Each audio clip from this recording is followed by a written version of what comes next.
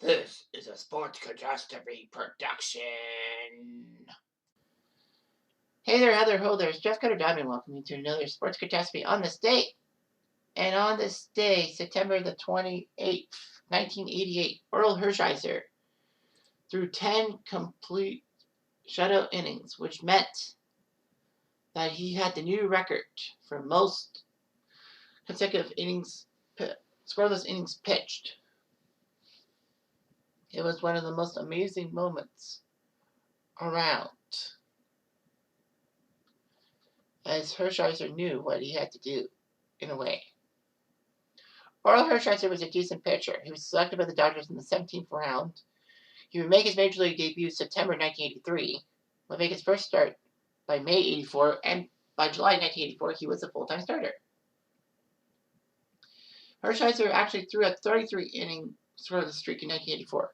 Obviously, a scoreless streak means that you pitch innings, and if the opponents don't score on you, that's a scoreless inning, and all that.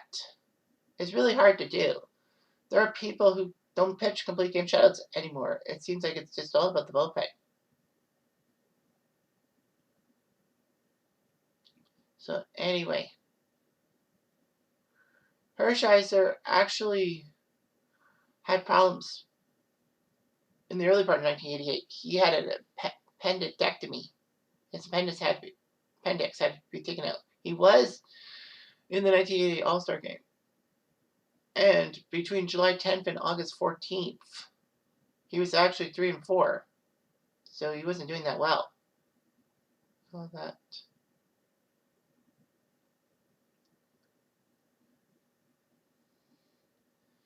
Anyway, Hershiser had problems.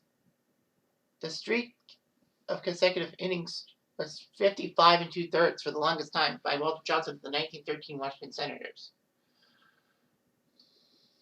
In 1968, Don Drysdale of the Dodgers surpassed Walter Johnson by throwing 58 2/3 innings consecutively without giving up a run. He picked up 6 consecutive shutouts. It was amazing what he did.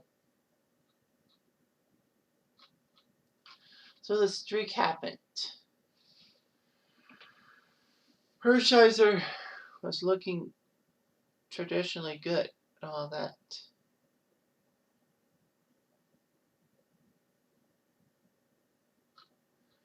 Anyway, the first game Hershiser pitched in his shutout streak was against Montreal. He gave up 2 runs in the 5th inning. It was 4-2 for the Dodgers. But after that, he pitched the rest of the way. So it was pretty good and all that. So Hershiser got his 3rd consecutive complete game of the season as he beat Brian Holman, who would later be dealt to Seattle to get Mark Langston. So anyway, September 5th in Atlanta against the Braves. Well, Earl Hershiser was supposed to pitch against the Mets, but there was a rain out, so he went into Atlanta to pitch. Atlanta weren't doing that well. There were 40-plus games below 500. The Dodgers won 3-0. Hershiser struck out Dale Murphy 4 times, which wasn't good because Dale Murphy was a decent player. And according to ESPN, that's the only time that Dale Murphy in his 2,100-plus games ever struck out 4 times. Hershiser did pretty well, not allowing a base runner, only allowing 1 base runner in the first 8 innings of the game, but he still got the shutout. Then the Dodgers hosted Cincy. Earl Hershiser would face Norm Charlton. Rick Mailer. Since he was 3rd in the division, the Dodgers were tops. Hershiser, with his win against the Reds and shutout, actually became the first Dodger right-hander since Don Sutton in 1976, getting to 20 wins, which was amazing. Danny Jackson was fighting in the Cy Young race with Hershiser. Jackson beat the Dodgers the night before. In the third inning, the Reds had a bases loaded situation, but Eric Davis struck out and then managed to get Davis to hit into 2 double plays. The Reds had runners on first and third with 1 out in the 7th, but Ken Griffey Sr. and Barry Larkin didn't do their job. September 14th, they hosted Atlanta. Hershiser Maurer again. He pitched on 3 days rest. The Hershiser start was actually moved up because they wanted to pitch him against the Astros. So his streak got to 31 innings. But the Dodgers didn't do their part till the 9th inning.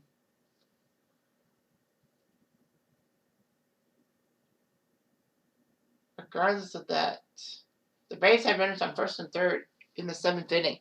Hershiser made an intentional walk to load the bases before getting Maurer and Gant.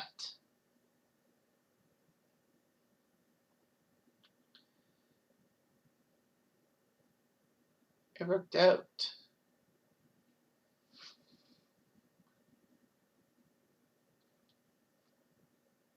Orel Hershiser's kid was born the next day, September 19th in Houston at the Astrodome against the tough Houston Texans. No, sorry, Houston Astros. Why am I thinking Texans? Hershiser faced Danny Darwin. Not really that known. Oh, that. The Dodgers only won 1-0 thanks to a John Shelby home run in the 7th. And this would be the last time Nolan Ryan actually started for the Astros. He only pitched 2 innings. But he got cramped, so he had to leave the game.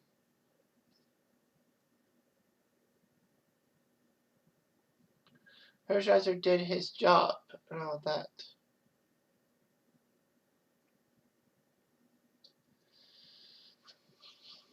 It worked out.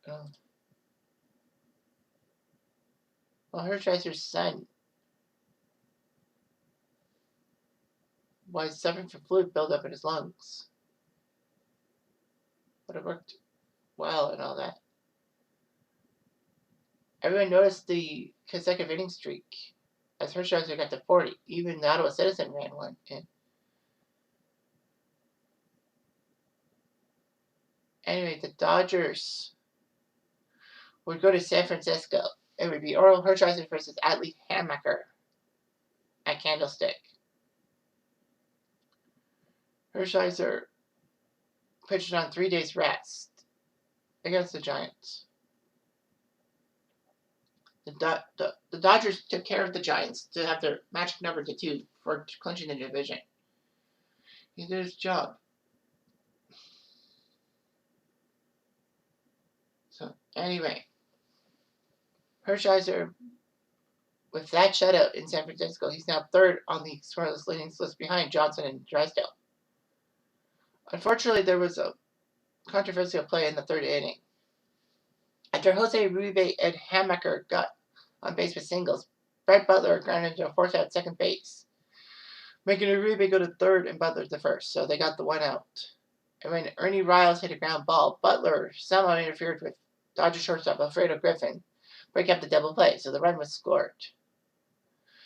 However, umpire Bob Engels said no because it was interference. It's a double play.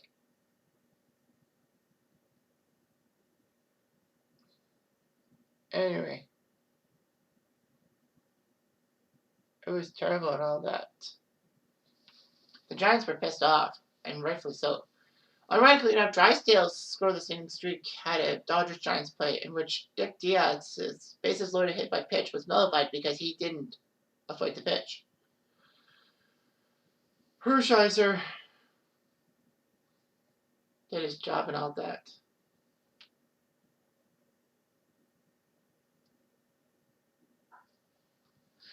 So, yeah. So it was up to the 16th.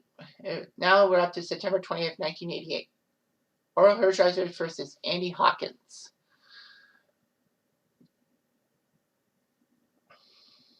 Hershiser thought about just skipping the start because they made the playoffs. But it would be too little too late. La Florida actually named Orel Hershiser in John tutored the starters for games 1 and 2 of the NLCS against the Mets, which would begin about a week later.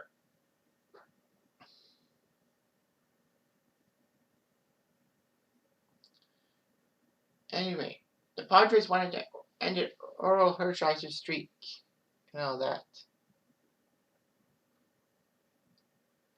But Hershiser said he'd rather win the World Series than break the scoreless inning streak.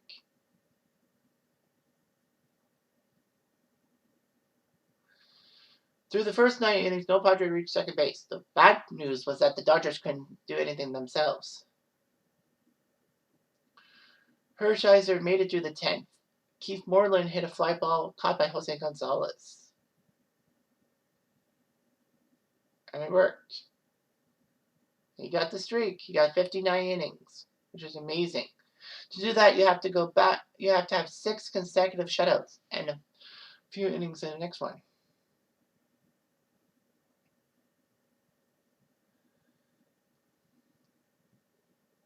I still knew when he won it. So he got the 59 innings pitched shutouts. But his record was actually overshadowed because the 1987 Olympics were in September, which was weird. And the NFL happened at the same time. As Los Angeles had 2 NFL teams, the Rams and Raiders. And baseball fans were concerned with the pennant races. And the fact is, 4 of the 5 games in the streak were in the Pacific time zone.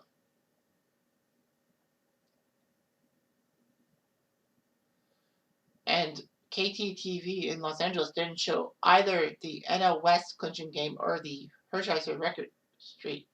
It showed movies.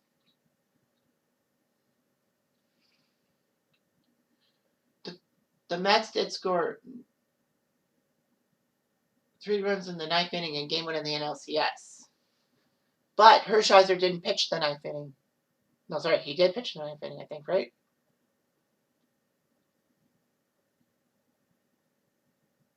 Hershiser gave up a run, but it doesn't count because it's regular season. The Mets beat the Dodgers 3-2. But the good news for Hershiser was that the Dodgers went on to win that NLCS in 7 games and the World Series. Hershiser went into Cincinnati to face the Reds. He knew that the continuation of the streak by the Asterisks would happen. He gave up a single the first inning, and they did lose the game 4-3. So it was amazing what Hershiser could do. 59 innings pitched without giving up a run. It's hard to get 30 nowadays.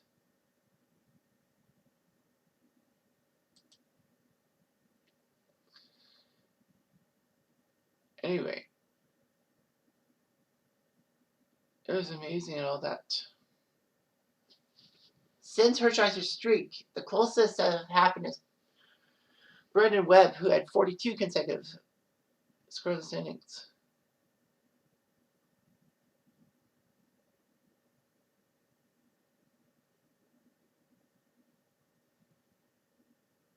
So food for thought. Anyway, I'm John Diamond. I do.